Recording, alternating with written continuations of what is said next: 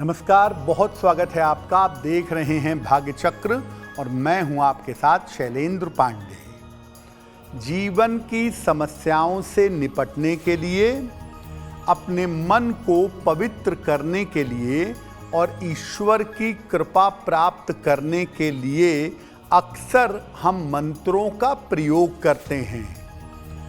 मंत्र काम कैसे करते हैं, मंत्रों के प्रयोग में किन बातों का ध्यान रखना चाहिए और मंत्र जप करने का सही तरीका क्या है, आज इस विषय पर बात करेंगे। आज हम बात कर रहे हैं मंत्रों की।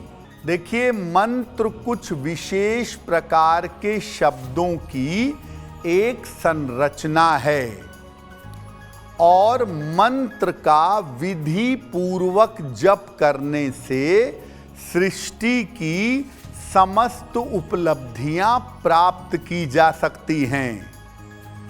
यहां तक कि सिद्ध मंत्रों के जप से मुक्ति और मोक्ष भी प्राप्त किया जा सकता है।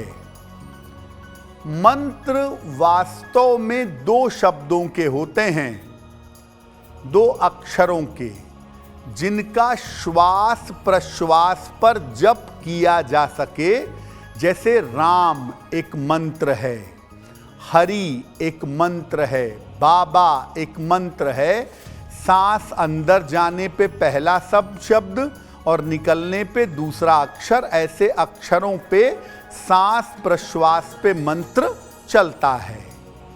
बाकी जिनको हम मंत्र समझते हैं वो दरअसल या तो ऋचाएं हैं वेदों की, या तो श्लोक हैं।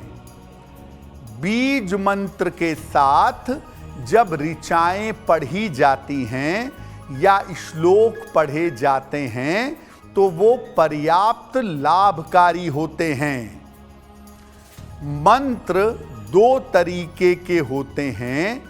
एक मंत्र वो होते हैं जिनको कोई भी जप सकता है और कोई भी लाभ उठा सकता है। दूसरे मंत्र वो होते हैं जो व्यक्ति विशेष के लिए होते हैं। आपके संस्कारों के अनुसार, आपकी योग्यता के अनुसार विशेष मंत्र आपको दिए जाते हैं और उन मंत्रों का प्रयोग किया जाता है। अब ये जानते हैं कि देखिए, मंत्र तो हम सब प्रयोग करते हैं अपने जीवन में, ज़्यादा मात्रा में या कम मात्रा में। मंत्र काम कैसे करते हैं? देखिए, हर एक शब्द के अंदर, हर एक अक्षर के अंदर एक रंग और तरंग होती है। इसी प्रकार से हर व्यक्ति की भी एक रंग और तरंग होती है। जब ये अक्षर, ये शब्द सही तरीके से व्यक्ति के रंग और तरंग से मेल खा जाते हैं तो काम करना शुरू करते हैं। जैसे जो मंत्र आप जप रहे हैं उसकी रंग और तरंग आपके साथ मैच कर जाएगी तो मंत्र काम करना शुरू कर देंगे। सबसे पहले मंत्रों के जप का प्रभाव आपके शरीर पर पड़ता है, फिर आपके मन पर पड़ता है और फिर आपकी आत्मा पर पड़ता है।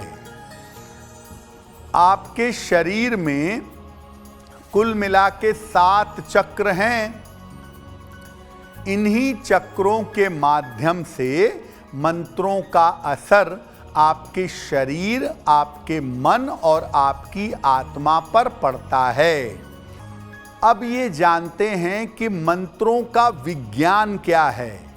देखिए, मंत्र में जिन अक्षरों का, जिन शब्दों का प्रयोग होता है, उन अक्षरों की, शब्दों की एक विशेष तरंग होती है और उनका एक विशेष रंग होता है।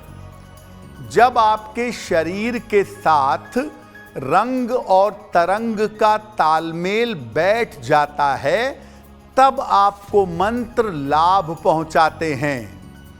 अगर मंत्र के रंग और तरंग का तालमेल आपके साथ नहीं बैठता तो इसका जप आपको नुकसान कर सकता है और आपके मन को परेशान कर सकता है, आपकी मनोदशा को परिवर्तित कर सकता है। हमेशा अपने मन की दशा को और तत्वों को देखकर ही मंत्रों का चुनाव करना चाहिए। आपकी मनोदशा कैसी है, आपके तत्व कैसे हैं, इनको देख करके मंत्र चुनने चाहिए। और आप कभी भी किसी मंत्र का प्रयोग ऐसा मत करिएगा कि दूसरे को नुकसान पहुंचाएं। मंत्र के जप के नियम क्या हैं, सावधानियां क्या हैं, इस पर हम बात करेंगे। अब ये जानते हैं कि जब आप मंत्रों का जप करेंगे तो किन नियमों का पालन करेंगे और किन सावधानियों का पालन करेंगे। देखिए, कोशिश ये करनी चाहिए कि जब आप विधिवत मंत्र का जप कर रहे हैं तो मंत्र जप का स्थान, समय और आसन एक होना चाहिए। एक दिन शाम को 5 बजे मंत्र जप रहे हैं, एक दिन शाम को 8 बजे जप रहे हैं, एक दिन रात में 10 बजे जप रहे हैं। तो देखिए, ऐसा करने से मंत्र जपने में थोड़ी कठिनाई होगी। जब एक समय पर, एक जगह पर, एक स्थान पर मंत्र जपेंगे तो निश्चित रूप से उस समय पे बैठते ही आपका मन एकाग्र हो जाएगा। 9 बजेगा, आपका मंत्र जप आप कहीं भी हो अपने आप मन में चलना शुरू हो जाएगा और आपका मन तुरंत एकाग्र होगा। तो एक स्थान पर और एक समय पर मंत्र जपें तो बढ़िया होगा। आपको किसी नए मंत्र जप की शुरुआत करनी है तो इसकी शुरुआत आप किसी भी पूर्णिमा पर या किसी भी अमावस्या पर करें तो बहुत ही अच्छा होगा। आसन जिस पर बैठेंगे वो या तो सफेद रंग का हो या काले रंग का आसन हो तो बहुत ही अच्छा होगा। वैसे विशेष उद्देश्य के लिए अलग अलग रंग के आसन का प्रयोग किया जाता है। जैसे देवी की पूजा के लिए लाल आसन का, माँ बगलामुखी की पूजा के लिए पीले आसन का प्रयोग भी किया जाता है। आसन अगर जमीन से थोड़ा ऊंचा हो, थोड़ा ऊंचा चौकी जैसा हो या एक प्लेटफॉर्म बना हो, उस पर आसन बिछा करके अगर आप साधना करें तो ज़्यादा अच्छा होगा। और जब आप मंत्र का जप करेंगे उस समय आपके रीढ़ की हड्डी सीधी होनी चाहिए ताकि मंत्र आपकी रीढ़ की हड्डी से अंदर की तरफ जा सकें। और जप करने के लिए चंदन की माला का या रुद्राक्ष की माला का प्रयोग करना अच्छा होता है। अगर आप चाहें तो अंगुलियों से भी मंत्र का जप कर सकते हैं। वैसे अलग अलग मंत्रों के लिए अलग अलग माला का प्रयोग होता है। जैसे भगवान विष्णु और उनके अवतारों के लिए तुलसी या चंदन की माला का प्रयोग होता है। देवी के लिए लाल चंदन की माला का प्रयोग होता है। भगवान शिव के लिए रुद्राक्ष की माला का प्रयोग होता है। लेकिन एक नियम आप जान लें कि अगर आपके पास कोई भी माला नहीं है तो रुद्राक्ष की माला से मंत्र जप करना शुभ होगा।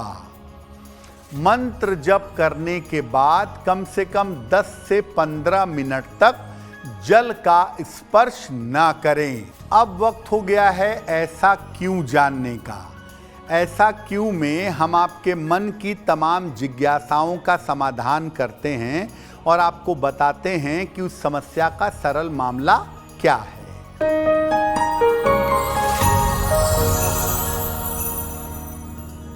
ऐसा कहा जाता है कि किसी दूसरे व्यक्ति के जप करने वाली माला से स्वयं मंत्र का जप नहीं करना चाहिए। देखिए, जब कोई व्यक्ति लंबे समय तक किसी माला से मंत्र का जप करता है तो उस माला के अंदर उस व्यक्ति के गुण आ जाते हैं, उसकी तरंगें आ जाती हैं।